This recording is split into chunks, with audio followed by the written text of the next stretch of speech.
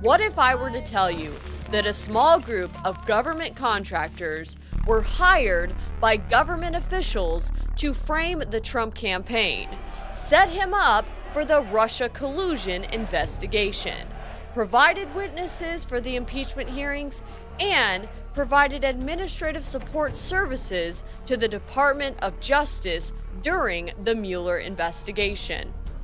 And what if it just so happened that this same group of contractors are behind the fake news in mainstream media, influence operations on social media, and the civil unrest nationwide pushing the defund the police movement?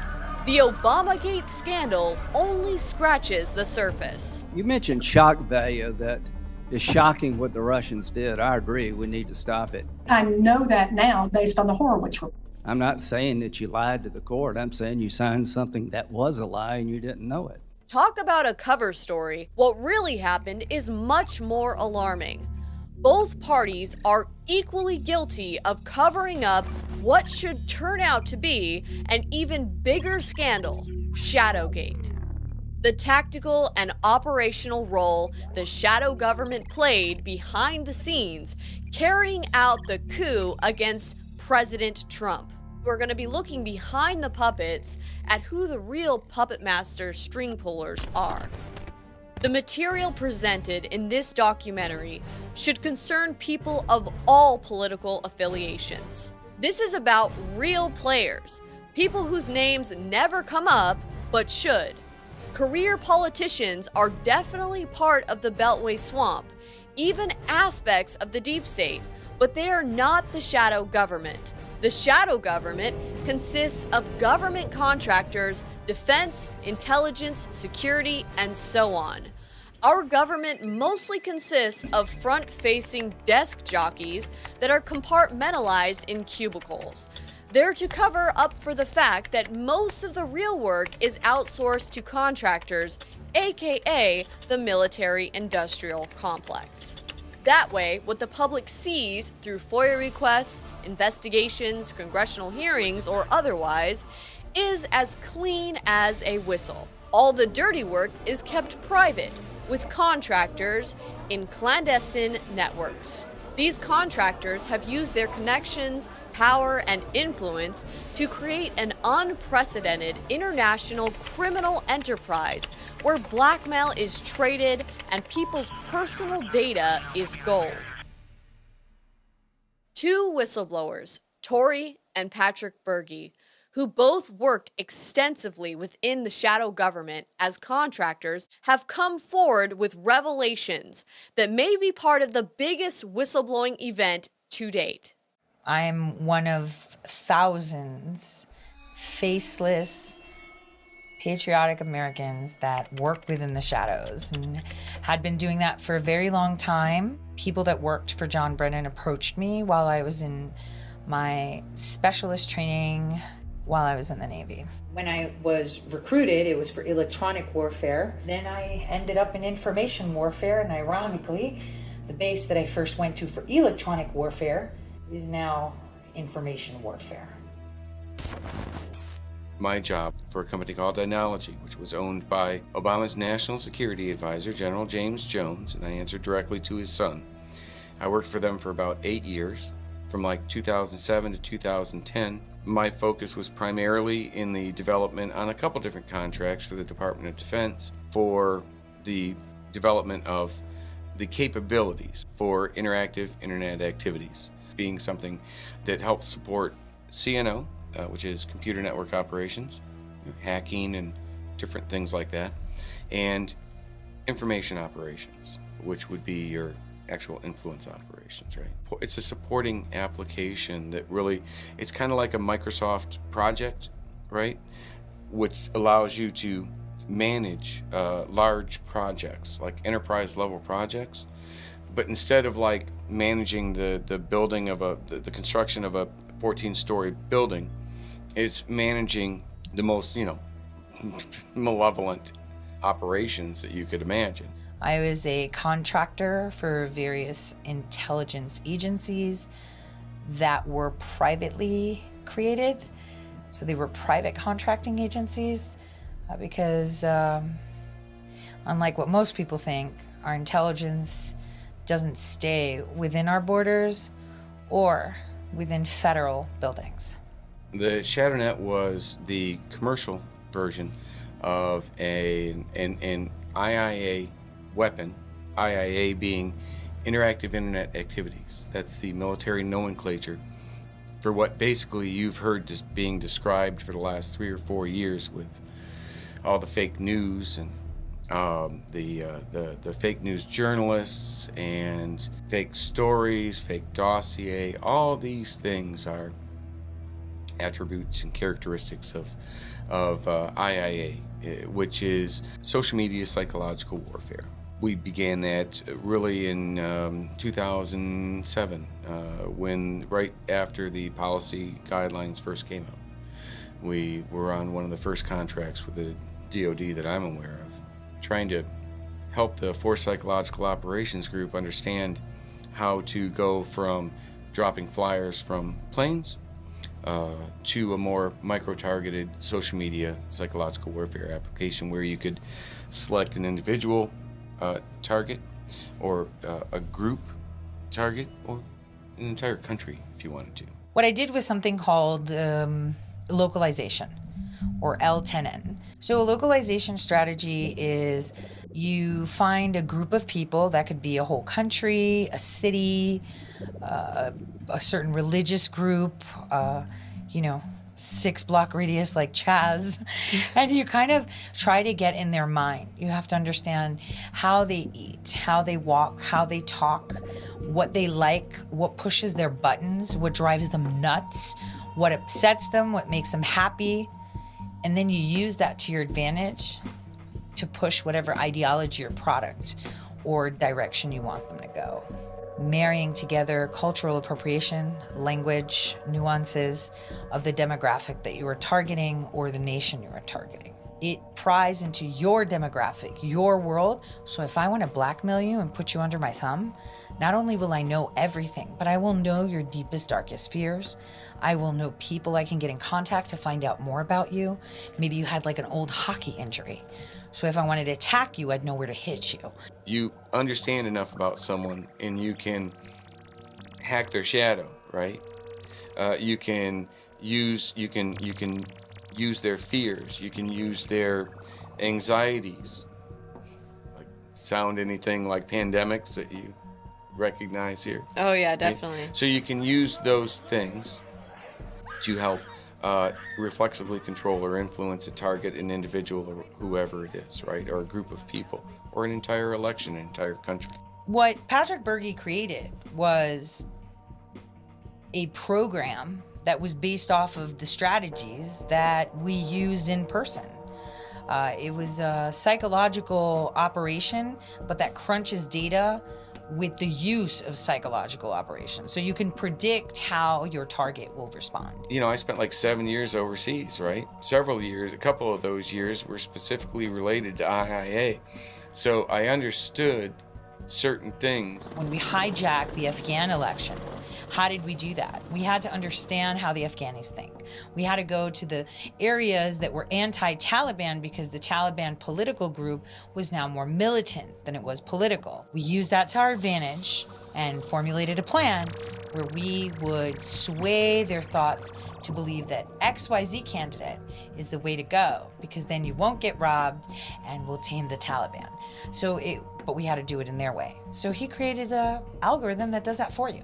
When we were largely doing this, it was done by analysts. Now this is more done automated through artificial intelligence, which is just a common iteration of the program or application development process. The database component ends up allowing you to build behavioral profiles on individual targets, right? And through those behavioral profiles, you can develop or implement reflexive control, which allows you to understand, with enough information about someone, you can predictively determine how they're going to react. I was really good at what I did. Really good, and I can still do it too. I'm not doing it now though. Well, don't be doing that, I Tori. wouldn't know if I was too. But I helped them train algorithms with the strategies that I had created all these years. They had asked us to bring the application to a classified network. But Jim sent him a bogus, just a made-up, ridiculous bid to actually do that, because if it went on a classified network, we couldn't turn around and sell it commercially.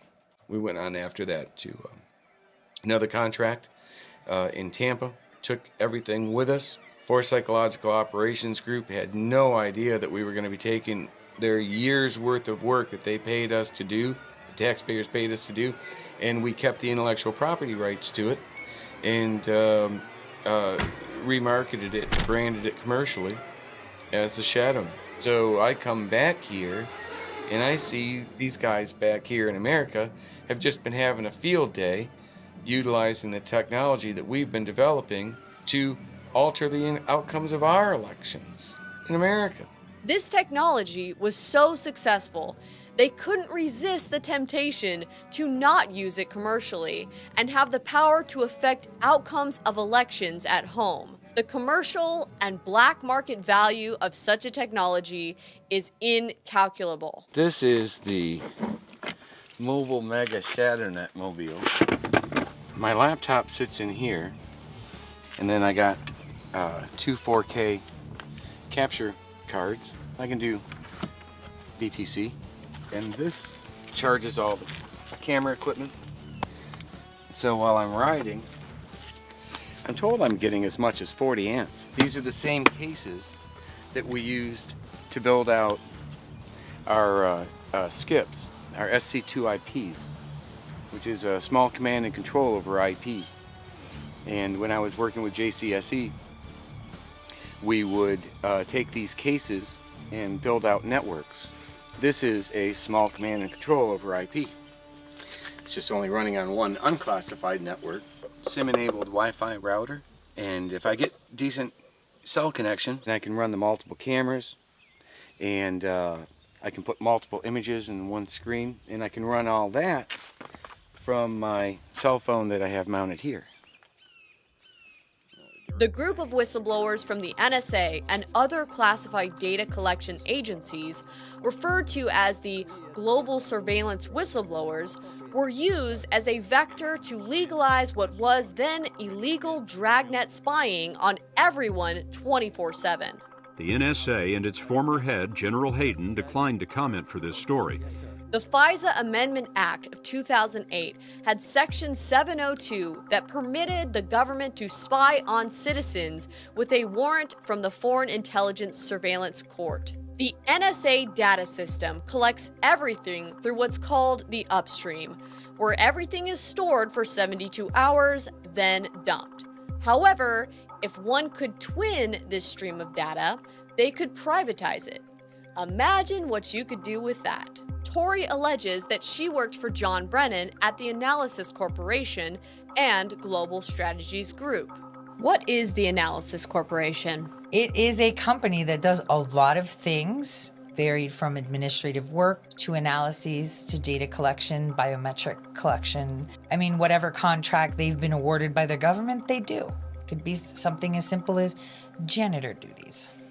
In case you missed the secretary's words upstairs, she reached out to Senator Obama to say that she was sorry that this had happened, that there were these unauthorized accesses to his passport file. One incident this past summer where there was a trainee in the passport office who had an unauthorized access of Senator Clinton's passport file. Now, in the case of Senator McCain, we detected earlier this year one of the same people who accessed Senator Obama's passport file also accessed Senator McCain's passport file. This is the same individual who was disciplined, but at this point in time still remains working with the contractor. She claims to be the actual person who moved the electronic files at Stanley Inc. and CGI in 2008, which publicly was falsely alleged to be a hack. What can you tell us about the CGI Stanley passport incident? See, Brennan has a certain MO, okay? When he wants to get something, he pretends there's a hack. So I was asked when I was stateside, hey, would you go by that office and pull all this data from the State Department? And I said, of course I will. I put it on 2 rugged drives. They were like the orange tips, really big, drives. And I put it on there. And then later, it's like, oh, they were hacked. And I'm thinking, I didn't hack anything. I was told to do it. So I just kind of watched what was happening. One person actually committed suicide or something, and the other 2 were found. I'm like, but there was no hack. And that's a going theme. You know that, right? Wow. If it wasn't a hack, I'm presuming that means you took the information off of their servers and computers. Correct. So that information was then missing. Correct. What would be the point of that? What were they trying to hide? Well, if I removed it, that means someone else was there to replace it, right? So I remove the actual information, and then someone goes behind. That's like super switch. I didn't see that until in retrospect, right? Because for me, going to copy a server off of a consulate, computer, State Department, wherever, would be normal. If we had a contract with them, they would tell me what terminal, I'd scan the barcode, make sure that I was at the right computer, and do my job. So I remove data, that means someone else replaced it. So what is the relationship between Global Strategies Group, Analysis Corporation, and Canadian Global Information? They all do the same thing. They're the jacks of all trades, except for the fact that Global Strategies Group was actually a hub for all information, in and out, in and out. I mean, all of the directors there were former GCHQ, CIA, NSA, MI6, MI5, German intelligence. You have to wonder, why are all these former heads heading up consulting firm? And what were they consulting? And they weren't consulting. They were collecting everybody's data and privatizing it. John Brennan, working within his network of contracting companies such as Stanley, Canadian Global Information, and the Analysis Corporation, helped then Senator Barack Obama get elected using internet influence operations. March 5th, 2013, Brennan gets confirmed as CIA director, dodging controversy over his involvement in the CIA enhanced interrogation scandal. Now tell us about these data bridges to the NSA.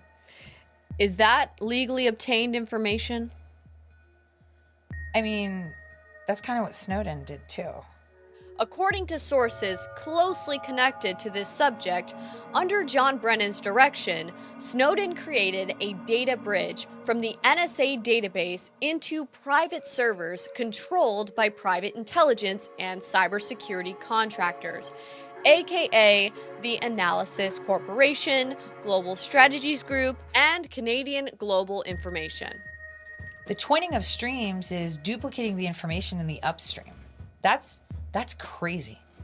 To think that another company is copying all emails, texts, phone calls, messages, emojis, Instagrams, tweets, anything you can imagine that's being uploaded that has to go into like the 72-hour holding is suddenly being pushed offshore. That sounds kind of illegal because it is. June 5th, 2013, Edward Snowden goes public with the NSA program PRISM, revealing the NSA collects internet traffic of all U.S. citizens from major internet and telecom companies through the FISA 702 program. Snowden's actions kicked off, on the federal level, justification for spying on U.S. citizens, including the Senate and Congress, in the name of preventing U.S. citizens with classified or top-secret clearances from being able to repeat Snowden's actions.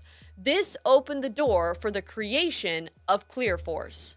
July 4th, 2013, CGI and GCHQ launch a defense protection partnership which includes sharing threat intelligence. So these were all private corporations that even had foreigners working in them, and they had access to NSA servers? Of course they did. I mean, how do you think we found, through facial recognition of the FBI, the Belgian bomber?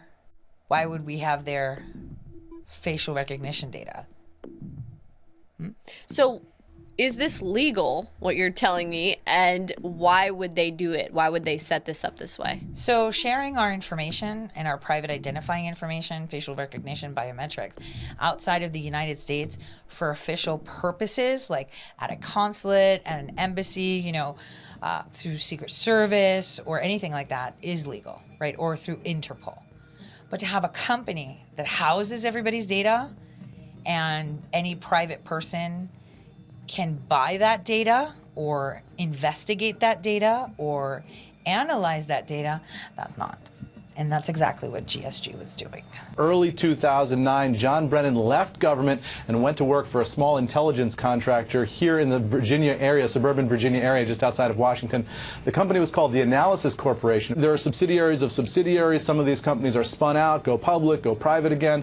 It's kind of hard to keep track of them. In just 4 months, GSG, CGI, and other private contractors allegedly had unauthorized access to the entire Five Eyes network, unfiltered, unrestricted, decompartmentalized, outside any government regulation or oversight.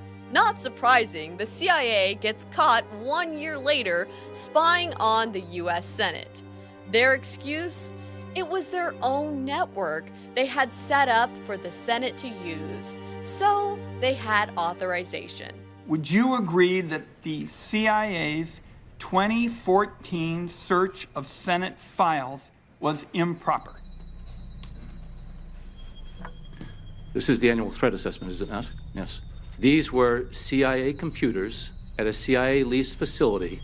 It was a CIA network that was shared between Senate staffers conducting that investigation for your report, as well as CIA personnel. The reality is those computers, in effect, belonged to the CIA, but they were reserved exclusively for the committee's use. We accelerated our ability, our, for want of a better word, invasiveness into communications networks in which legitimate targets coexisted with legitimately protected communications. Obama takes office, and General Jones is being sworn in as National Security Advisor. His son, General Jones' son, copyrights CKMS, Congressional Knowledge Management System. Within a couple months after he leaves office in 2010, Dynology gets a contract for CKMS, the Congressional Knowledge Management System, which basically controls all of the scheduling, the addresses, the documents, everything for the Congress. CKMS is going to give you access to unlimited information. Think about the information you could get from that. If we look on usspending.gov, we see Dynology was awarded contracts for the Congressional Knowledge Management System. However, one contract stands out, where Dynology was awarded a contract by the Department of Defense that includes a mention of the Congressional Knowledge Management System.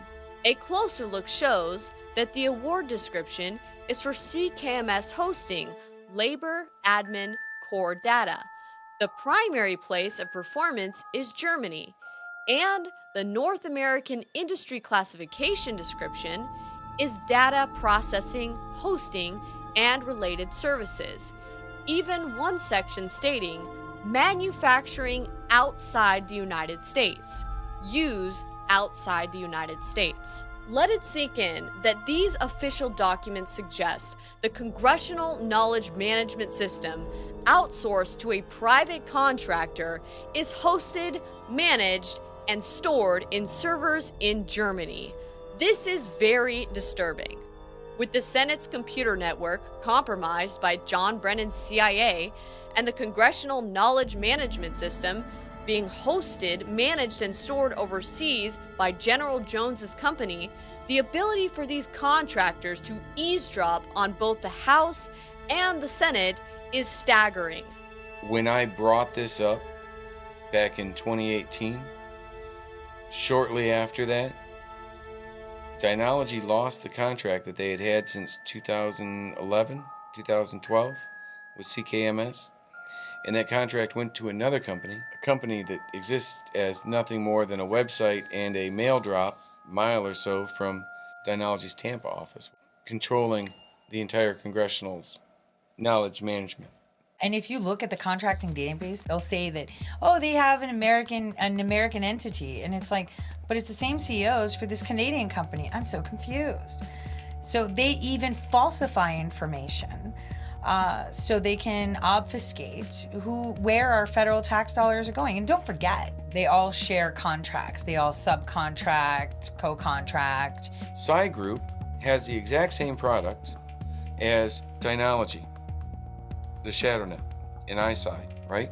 Yet, the owner of Dynology sits on the board of directors of Psy Group, which in my opinion is kind of like the owner of Coke sitting on the board of directors of Pepsi. TAC, CGI, and all these LLCs that just keep cycling and cycling, all of them. The Social Security numbers of 19.7 million Americans subjected to federal background checks as a condition of employment are now in the hands of hackers. In June 2015, the Office of Personnel Management announced a major data breach. Tell us about the OPM hack. Okay, so that's another Brennan job. So another hack, supposed hack. And this is to obtain, delete, and obfuscate information. Hillary Clinton was up for the chopping block about her emails right at the State Department. And that was coming up. That was big talk of the town in 2014.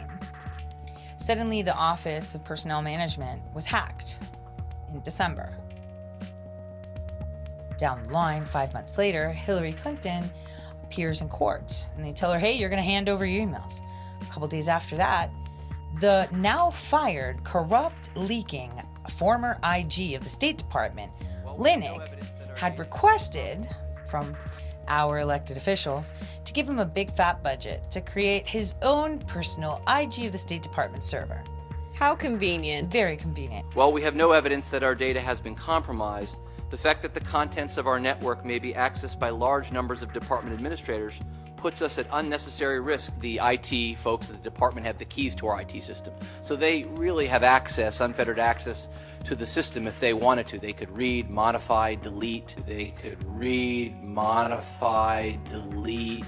I would like to be completely separate from the department to ensure the integrity of our system, but I also need the department to give us access to the same systems that we have now. Give us access. And he was responsible in releasing her emails that he gave in little doses, of course, over time. But at the same time, the press came out with a report, oh dear, months ago, there was a leak. Do you have evidence that the State Department's network has been attacked?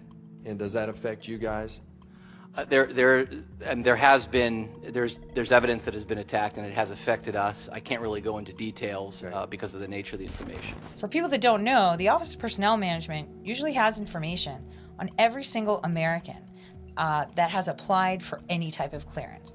So if you applied for like a White House press pass or joined the military or an admin job that could require something like a public Charlie clearance, anything, all your information is there. What could they do with all of that information? Right. They started slowly creating these memorandums of understandings with your secretaries of states and attorney generals secretly behind your back, providing facial recognition data, private identifying data. This was the most incredible data because if you want to control someone, all you need to do is put that information through a couple of systems and you'll know exactly what buttons you need to push and how to make them nod their head the way you want them to or shake it. Millions of Americans have received letters like this, notifying them their data are at risk and referring them to a government-contracted credit monitoring agency. Does this correlate with predictive programming? Yes. The merging of John Brennan's tactical intelligence and General Jones's operational capabilities gave birth to ClearForce. iSci was the relational database component of it. That's what we named it. I named it, actually. And what did you name it ISI for? I like the iPhone, Psi for psychological warfare. Okay. Right? You have the component where you need to be able to collect all this information, and then you need to be able to collaborate this information with a team of an unspecified amount of analysts and or other legal people that will be looking at stuff. And you need to be able to provide the leadership of a tactical operation. You need to be able to provide them what's called a COPS, a common operational picture, right? So this provides people at the top common operational picture of all the different assets. Assets can be journalists, it could be an entire news organization, it could be a podcast, it could be just an individual YouTube influencer, it could be anybody like that.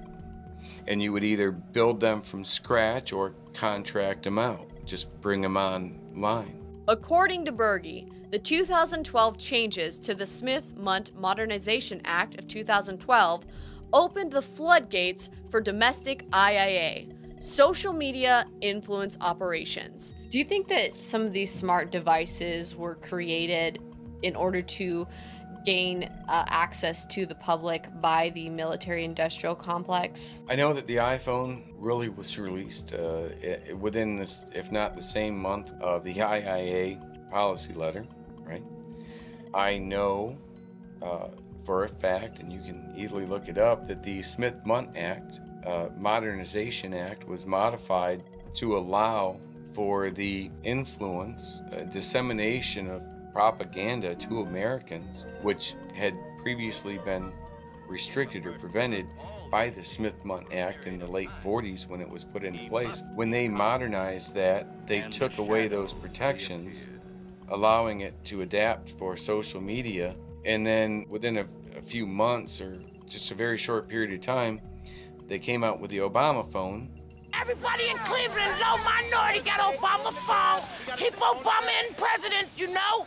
He gave us a phone. Free cell phones to low-income families. TrackPhone has just started a program here in the volunteer state called SafeLink Wireless. More than 800,000 families here in Tennessee qualify for these phones. The company says this program is about providing a safe link for families no matter what their level of income is. Very short time after that, they added free unlimited data plans to them. He also suggested that the contiguous release of the Obama phone with an unlimited data plan played a significant role in fostering the Ferguson riots using IIA.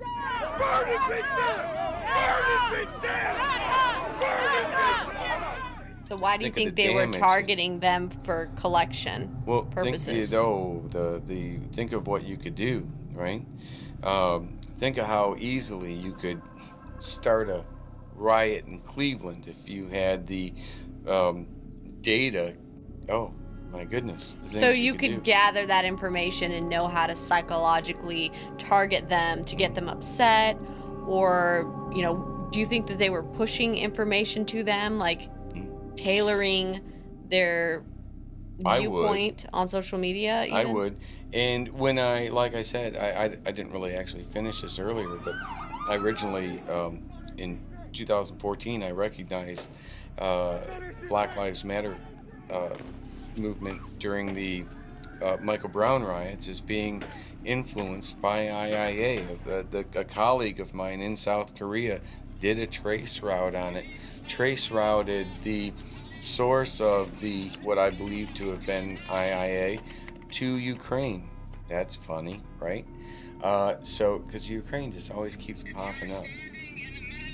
And whether or not it was actually the Shadownet itself, or it was a competitor like McChrystal, right? McChrystal, what they accused McChrystal of having is the exact same thing as what we built before him. Maybe it was a competitor. Who knows? It's becoming really a boutique market.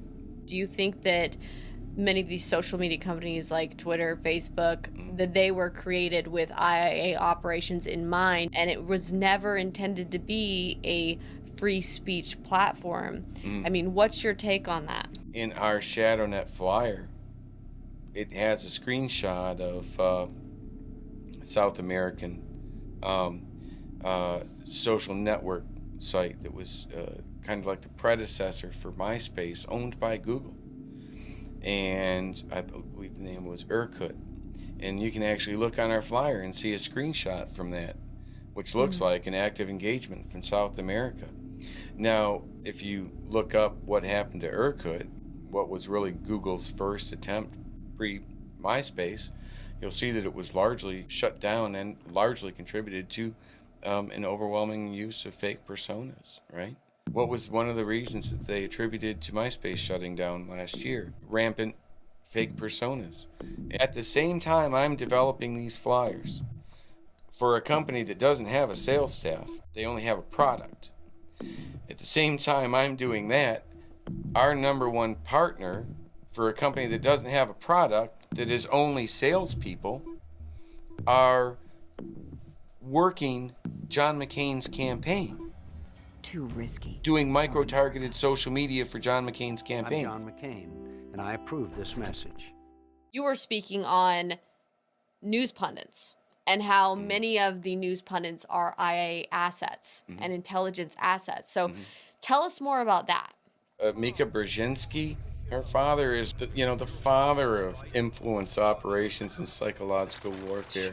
A towering figure in American foreign policy, an extended member of the NBC News family as well. Zbigniew Brzezinski, Jimmy Carter's national security advisor. Jillian Turner, Fox News host, was also vice president of Jones Group International, doing an interview with her old boss and my old boss. Now, why would I assume that they would be using anything other than the Shadownet? Because the owner of the Shadownet has so many key assets. Why would he need to go to anybody else, right? So they get their talking points from the analysts that are putting it together, but then they disseminate those talking points through non-attribution to their assets throughout these news organizations, utilizing an application like the Shadownet. Jillian Turner has a direct connection to Atlantic Council. General Jones was the chairman of the board of the Atlantic Council. JGI, Jones Group International, is an oil lobby. Atlantic Council and Burisma has a relationship. Burisma is an energy company. Obviously, they have these connections. This would explain why Fox News focuses mostly on the Biden-Ukraine scandal, never mentioning Jones's connections, nor the Atlantic Council. Trump focusing on Ukraine isn't just about Biden. It's about Jones, Hayden, Brennan, McChrystal, the State Department, USAID, and corrupt inspector generals. With everything in place and after being in control of the office of the presidency for decades, the military-industrial complex had confidence they could take Trump out as a candidate or even as president. Has IIA been used against President Trump? Absolutely. Through the Russian dossier, there are so many people, former colleagues of mine, directly connected to the Shadownet. John McCain and Lindsey Graham, one of the last two people to have their hands on the Russian dossier before it was handed off to BuzzFeed as part of the dissemination process. Told the president it was not John McCain. I know because John McCain showed me the dossier. It was built, it was a product, it was used as a weapon as part of an influence operation. It was fake information put into it to help create chaos and to influence an election. Bottom line, right? But those people that were directly involved with that were also directly involved with the Shadownet. So you have knowledge of them using military-grade psychological warfare weapons on the president of the United States. Done by the closest people around him, too. As Trump's election unfolded and as all of the Russia collusion and all these things started happening and becoming exposed, revealed to me, it was to keep from exposing the stuff that they've been doing over here, which I believe includes the Maidan massacre in Ukraine. Where did the dossier come from? Nellie Orr testified it came from the Ukraine. Where's all the money laundering and crazy IIAs we see going on? Ukraine. So Manafort's being accused of social media influence operations in Ukraine in 2010. World courts charged him with that. Ukraine was the epicenter of everything, like everything. And that's because we had maimed that nation and made them kneel to us. Barack Hussein Obama did it. You know, we deployed troops, National Guard, of course. And what states are the ones that work with Ukraine? It would be California and New York. So we deployed troops there because, you know, they weren't listening. It's like, why would you want to stay independent and hang out with the Russians when you can be with us, the Americans and the Europeans? And they were really upset that they weren't willing to commit to receive debt from the EU and ignore Russia, which they had been attached to for eons. So we went in there and destroyed them. That's how Hunter Biden got his job.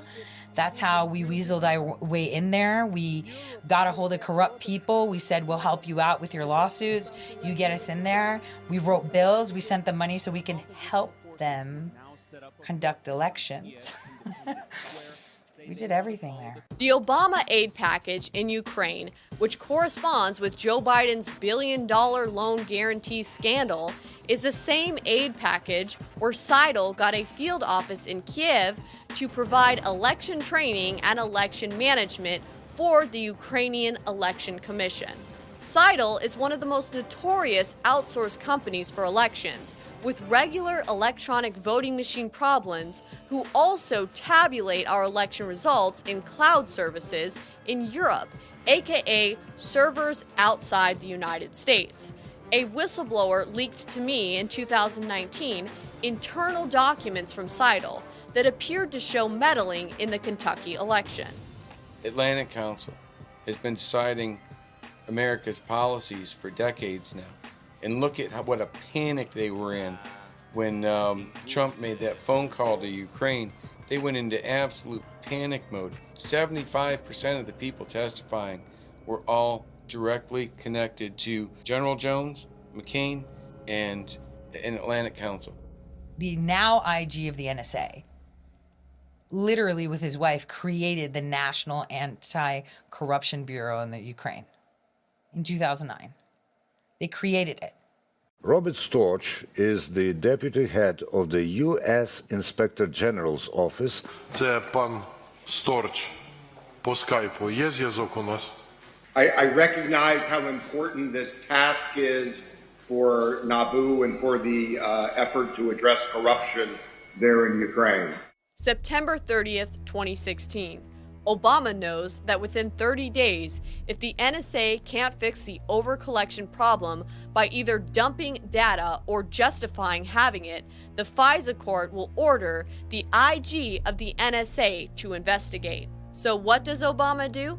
He writes an executive order that makes the IG of the NSA a presidential appointment rather than an appointment by the director of the NSA. November 30th, 2016.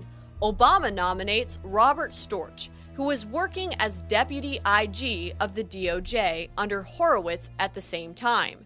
I'm Rob Storch, and I'm honored to serve as the Inspector General at the National Security Agency. During the transition period from the Obama administration into the Trump administration, Storch appears to never have actually been confirmed by the Trump administration. How did this guy get confirmed? Not one person asked, hey, have you ever worked for a couple months before they even had the hearing to see if he's gonna be confirmed or not. Nobody asked him, hey, did you by any chance get an offer from the president of Ukraine to work for them? It was all over the media, but not one person asked. You know who else helped them set it up? Bill Taylor and George Kent, those two clowns, also testified against the president. One of them has supersonic hearing. They could hear phones that are not on speakerphone from across the room. So that's odd. According to Tory, the alleged impeachment whistleblower was actually a wiretap, hence supersonic hearing capabilities.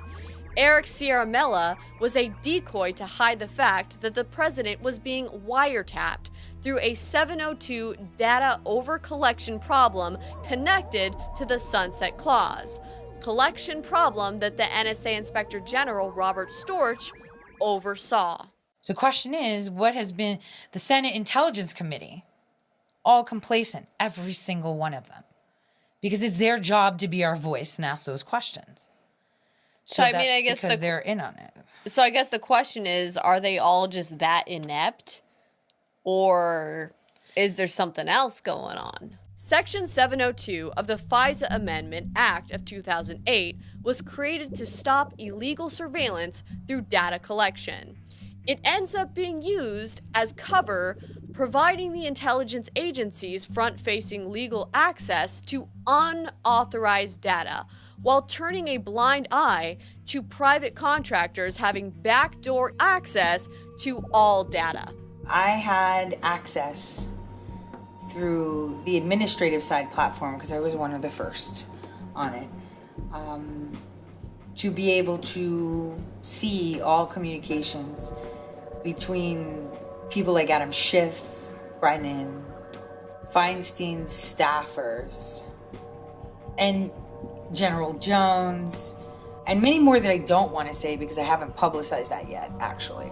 Because there's foreign people. I did see communications of former GCHQ head Hannigan.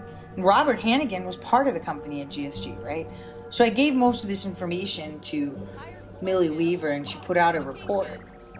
And even though I had legal access to all their communications, because I had my username and password, the minute she did that report, within just, I believe, almost instantaneously, the website was taken down and my access was revoked. They changed it. Well, it wasn't revoked. They just upheld the whole server. It was done. It was finished. They made it toast. I mean, that's what they do. But nothing ever really dies, really. Because the way they use their servers is by torrents. So all their information is hidden somewhere across the planet. Maybe we should look at some old articles that I put out on Hurricane Electric to find those servers and those little bits and seed them correctly. So, I mean, you'd be able to seed it with something like a keystone.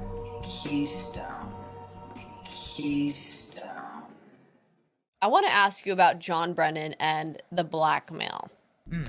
So, who all did he have blackmail collected on? Any politicians? You mean that I've seen? Yes. A lot of people. Yes. And politicians? Yes. So would you say there's any side more Democrats or more Republican, or is it kind of even? Very even, Steven. Okay, so once this blackmail was collected on politicians, what did they do with it? Even Pelosi doesn't know that what they have on her. Neither does Blumenthal. Nobody. I can keep going down. But do they know that these people have blackmail on them? Only if they've butted heads. Okay. So we saw a butting of heads between Murkowski, was it, and Feinstein, right? That's a butting of heads. That's where it's like, hey, we got this. You know where she put her up against the wall? Happens all the time. Now you know how our government has been compromised. 24/7 surveillance mixed with blackmail. What's the significance of Cambridge Analytica being attached to Trump's campaign?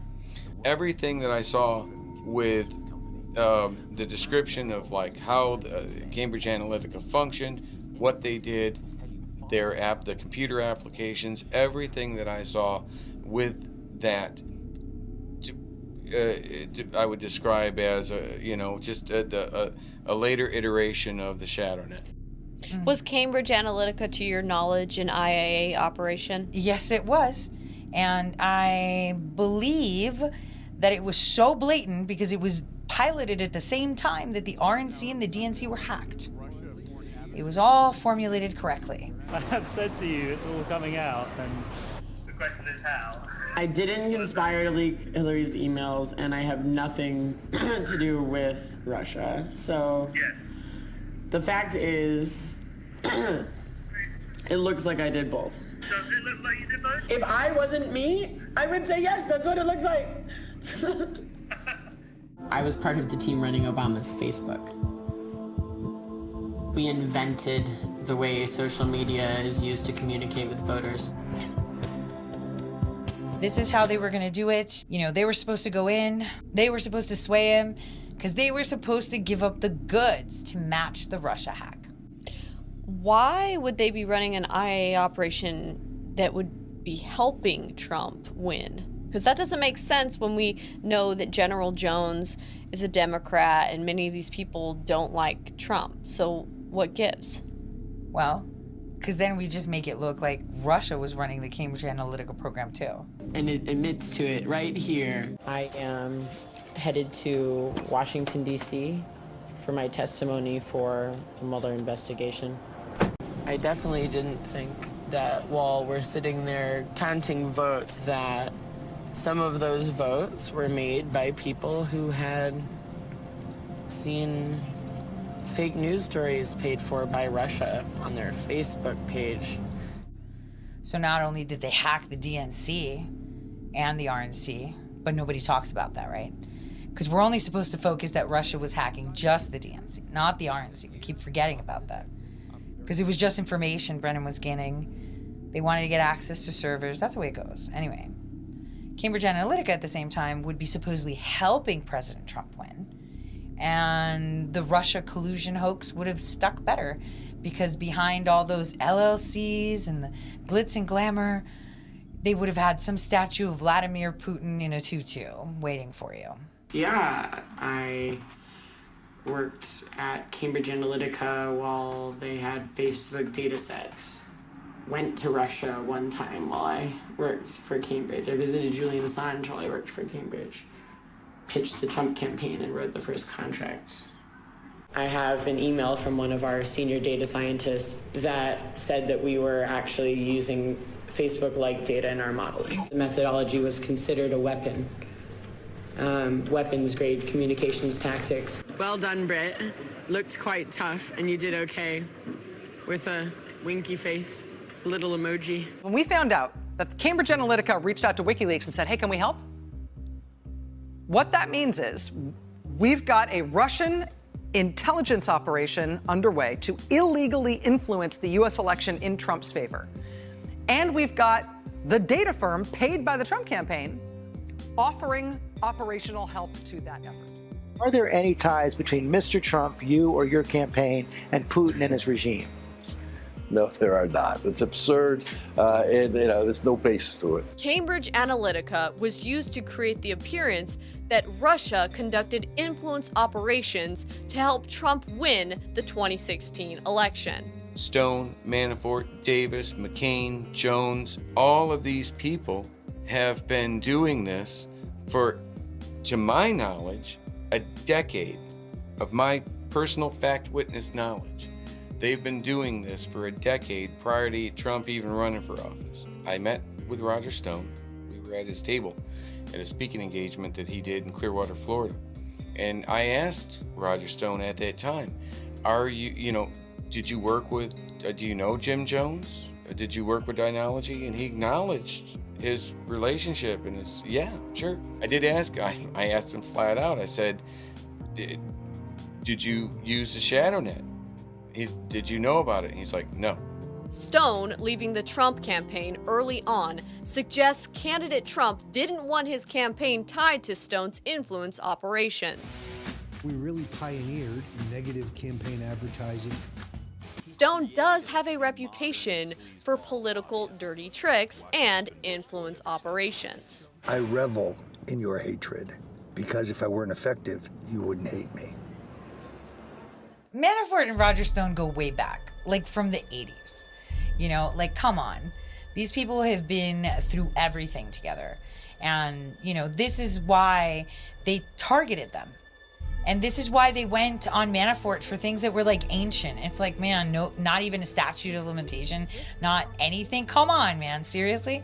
Nope. Psy Group and WikiStrats absolutely connected to the Shadownet through the owners of the Shadownet, through the fact that Psy Group, through Paul Manafort, submitted a proposal to Trump's campaign. Now, Trump's campaign rejected the proposal.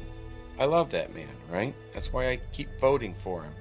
because even when he's given the opportunity to do that, he rejected it. The Trump campaign must have known the Dems would try to use anything against them. Trump must have sensed that the offer for influence operations was a honey trap to set him up. Well, do you think that the reason they attached Manafort to Trump's campaign, because that was kind of later, right? They attached him onto there. Do you think it's because they were trying to frame up Trump? Yes, because they failed with their IAA attempt. Yeah, I definitely would say that Manafort was an asset. Whether or not he fully understood what his role was, you know, they might have lied to him about what their true intentions were. I believe they fully intended to throw him under the bus because two things had to happen. They could not let Hillary win, and they could not let Trump keep his seat, right? So they were trying to kill two birds with one stone, using Manafort to make sure that Hillary doesn't win through IIA, through Wikistrat, through his connections there, and then those same people turning around, throwing him under the bus by somebody who had previously worked with Manafort and understood what he had been doing and what he was doing, and used that to exploit him as a way to hurt Trump. Since their whole attempt to have him employ a company to help him win and use these psychological operations that the left was using, I mean, they're doing it, we should do it, and he didn't. And that's in the Mueller report. That's in the New York Times. There are several instances where he's rejected the opportunity to take advantage of influence operations, be it IIA supported or just your standard run-of-the-mill influence operations, right? They've rejected that. And the thing is, people like Roger Stone aren't saints, but they're not demons either.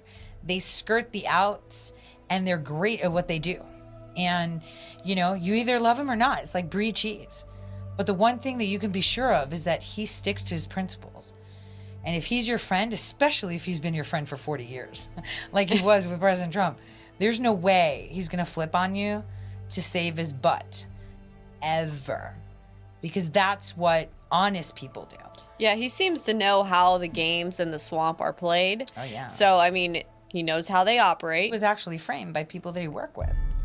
I mean, that software was created, you know, by his friend that created the Magic Wheel software. It, like, implemented ShadowNet for the courts so they can, like, randomly have such specified, you know, out of millions of people that were in the pool, they were all, like, intelligence contractors and never Trumpers. Come on. So why wouldn't they just focus their efforts on running IAA operations to get Hillary in office? Oh, they did. Are you kidding? They deployed everything from censoring, shadow banning, to dismissals, to full-blown mockingbirds. I mean, that's where we saw the real face of the press. That is exactly where we saw it.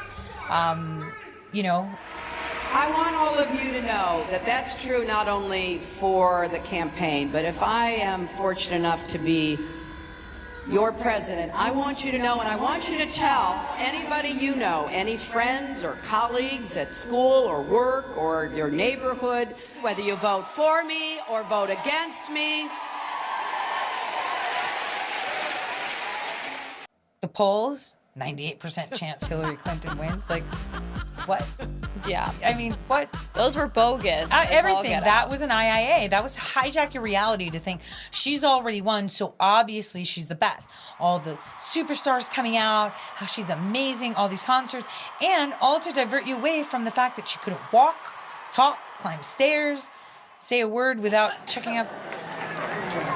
Hillary Clinton is on stage right now as we speak, and she is coughing nonstop. Did she like chuck up a lung or something that one time? Yeah. That was super weird. There is a definitely some context that needs to be understood in the relationship between General Jones, Obama, and Hillary Clinton. General Jones was originally offered by Obama the position of Secretary of State. He accepted. Talked to his family, he accepted. And then 2 days later, without even telling him, which was kind of a jerk move to do, Obama turned around and tapped Hillary Clinton. And I know that Jim Jones, told me that his dad was really offended by that. And then he was offered and accepted the position of National Security Advisor, but actually considered turning it down because he was so offended by he was so upset by what had happened.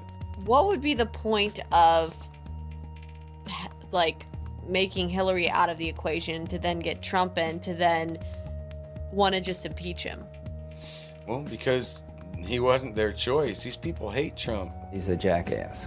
So we're talking about, at the time, John that would just McCain. make Pence in charge. Well, which Pence? You think John McCain would have rather had Pence in charge? You think Lindsey Graham would rather have Pence? Lindsey Graham was so frustrated with Trump, he took his phone and smashed it on YouTube because Trump gave out his phone number. Trump drove that man crazy. Trump got in the way of the big game, a contest between contractors and subcontractors over who gets first dibs on defense, security, and tech contracts. Mueller, since I think it was like August of 2016, was well aware that I had in my possessions portions of the DNC mirrored server in February and March. Did you know that? I did not. And when my private life was collapsing the same exact day, not without a minute of separation, I was served by Barack Hussein Obama's attorney 3 years later to come and talk about it. Did you know that? I did not know that either. They went as hard as they could. Stone, the same thing. They went with nothing. Like, look, Mueller called him in, right, for these emails and talking about WikiLeaks when I had actual portions of the DNC. Like, even Mueller knew I had it. Why did Mueller never call me back when I went to him and told him about all this information and spoke to him for 15 minutes? Every one of these people are so corrupt.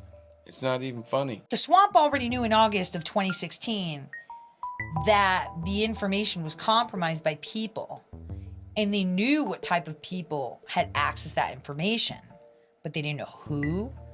Some people will say, well, maybe they're investigating, and how can you investigate it if you don't ever call me back? And you don't ever really, because there's a lot of things that I need to be able to explain to them that I can't say outside of a classified environment. So they're not even, if they are investigating it, they certainly aren't doing it with all the information. Stop. We all know it was a fix. Did the DOJ outsource the Mueller investigation to CGI? Well, yes, they did. So I'll tell you what happened. So I actually, for my listeners on air, I interviewed former acting Attorney General Whitaker. I want to ask you something. You were chief of staff for Jeff Sessions. So there's obviously contracts that are signed, like, you know how you hire vendors. I wanted to know why during the Mueller probe, we spent over $40 million in waste management to a Canadian company that works with Canadian intelligence. Yeah, sounds like paper shredding. On that, so that's, yeah. I mean, that's it.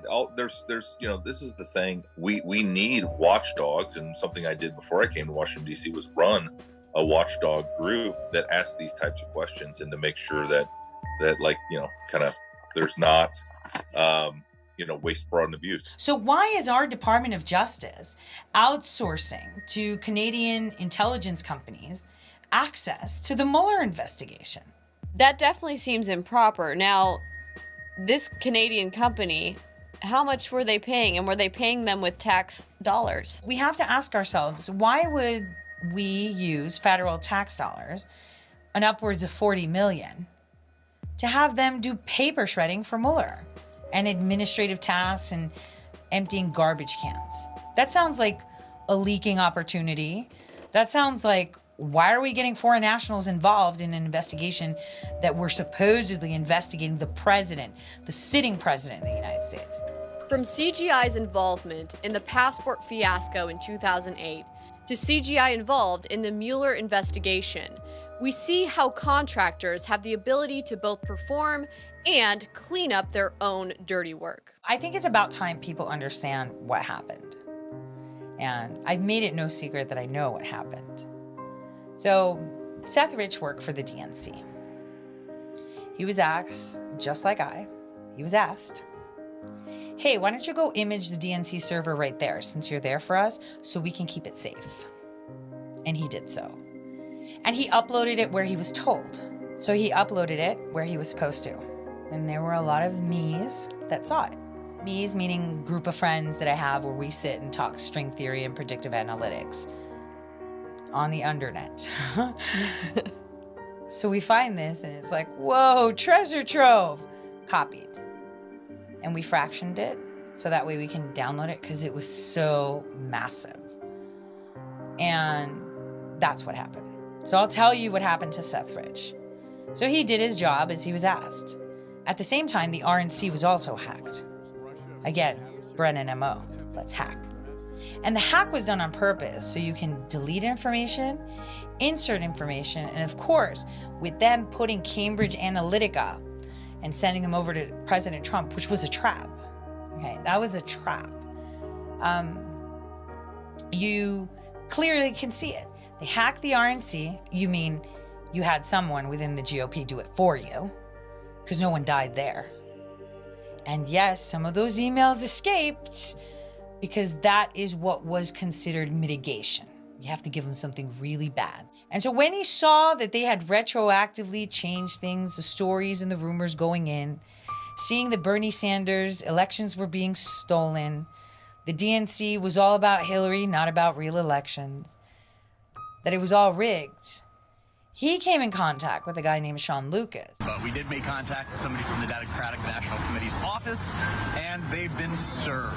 Democracy has prevailed today. So they decided, oh yeah, maybe we can get it out to someone else. And it was not to Julian Assange direct. And both of those guys are dead. In a bizarre twist of events on August 2nd, less than 1 month after serving the subpoena, Lucas was reported dead. Hillary's emails were still being examined. They had to get rid of the evidence. And the only way that they can access the whole DNC server is if there was a breach. And that's how you can go in and change things. This is why the FBI never asked for the server. That's the real story. So as Seth Rich thought that what he was doing was correct, later on he realized it was not. That's why there was such a big gap. They didn't need to find him. They needed to find out who had it. And they already knew that I myself had portions of the DNC server and others in March and February. Obama's lawyer for Seth Rich 3 years later says, you need to come and tell us about Seth Rich. I was like, I don't need to do anything. I don't know who you're trying to, you're being subpoenaed. I can't bring you anything because you're 3 years too late. And for the record, usually they're going to be 3 minutes too late. You know, Hillary doesn't have a patent on hammers. Or city dumps, or bleach pit, or, you know. Didn't CrowdStrike initially investigate the DNC server, creating the whole Russia hacked the election scenario? When the DNC hired us back in May, we actually came in and deployed our technology called Falcon on all the systems inside the corporate network. Who were these people that were actually doing the hacking of the DNC? There were two groups, two independently working groups that we associate with Russian intelligence agencies. One of them we associate with GRU, the primary military intelligence agency in Russia. CrowdStrike, owned by that Alperovich guy, who is a senior advisor on the Atlantic Council. When President Trump called up the Ukrainian president, what did he ask him for? The CrowdStrike servers, right? Again, all immediate direct colleagues, like the brown bag lunch at this big, star chamber that you could imagine existing there. I'm sorry, Mr. President. They're all there. Yeah. Just like, what can we do? Orange man bad. What is just statistical odds of that 6 degrees of Kevin Bacon existing on virtually everybody connected to the Russian dossier and the impeachment? The only other person that directly connected to both of them is President Trump, and he's on the receiving end of it. But yet you never hear this man's name. General Jones. That's the guy that heads up Clear Force. That's the guy that took ShadowNet and made it what it is. That's the guy that reinvented ShadowNet to create the magic wheel at the DC courts to make sure that they get the most compromised juries, put together for anyone that they didn't want. When General Jones was tapped as the chairman of the board of Atlantic Council to replace John Huntsman. One of the first orders of business that he did with the Atlantic Council was to create a partnership with Facebook, right? That happened a month after Mark Zuckerberg sat in front of Congress. Yes, I mean, they did not want their information to be sold to Cambridge Analytica by a developer. And that happened, and it happened on our watch. So even though we didn't do it, I think we have a responsibility to be able to prevent that and be able to take action sooner. So as a month after they do that, Facebook partners with General Jones at the Atlantic Council to restore election integrity worldwide, right? So the best out of 7 billion people on the planet, Mark Zuckerberg picks the owner of the Shadowgate. President Donald Trump and Mike Pence both ran ads on Facebook that included a symbol of an upside down red triangle. Facebook today removed the ads. Facebook has taken action against what it calls harmful misinformation from President Trump. The company deleted a post by the president that included a false statement. To restore election integrity worldwide, we all know that he was directly connected to Cambridge Analytica through Cygroup and Wikistrat. So essentially what they did was they partnered with Cambridge Analytica again. This also explains why Facebook went to Atlantic Council, aka Jones, to fix the Cambridge Analytica problem. They needed to cover their IIA tracks. What you've seen with the recent riots surrounding George Floyd's death, from your perspective, does that look like an IIA operation? Absolutely. Nothing feels natural about what's going on. More stuff is fake and fabricated right now in the news than what's actually real. When I say fake or fabricated, I mean like, okay, you have the truth and it's being represented to you with a very specific slant. It's so far beyond, a couple, Russia spending some money on some Facebook ads, right? If you believe that, then they've already won. So that's how it works. It's like the movie Wag the Dog, quite literally. Well, movies tell a lot of stories. And it's almost as if they're making fun of us. They made fun of Alex Jones when he used to point out all these false flags. I mean, I guess that's just a term he was using, but if you actually look, what he was pointing out in a lot of instances was IIA operations. Jane, what more can you tell us about the Salomon Brothers building and its collapsing and its collapsing and its collapse? As you can see behind me, the Trade Center appears to be still burning. We are getting information now that one of the other buildings, Building 7, in the World Trade Center complex is on fire and has either collapsed or is collapsing. Well, but he didn't know the term IIA, so it would be easier for people to understand someone's hacking your reality. Because now in this day and age of computing, that makes more sense to people. They understand it more. Oh, hack my reality. You mean change the way I see things. And that is exactly what an IIA is. It's just that it's software churning out, oh, you need to do this to get this outcome. Kind of like using that shadow net in the DC courts and saying, oh, prosecutor, you want him to go to jail and you want a guilty verdict? Well, we're going to have to pool it out. And then when a pool of jury people come, all of them are potential to give you a guilty verdict.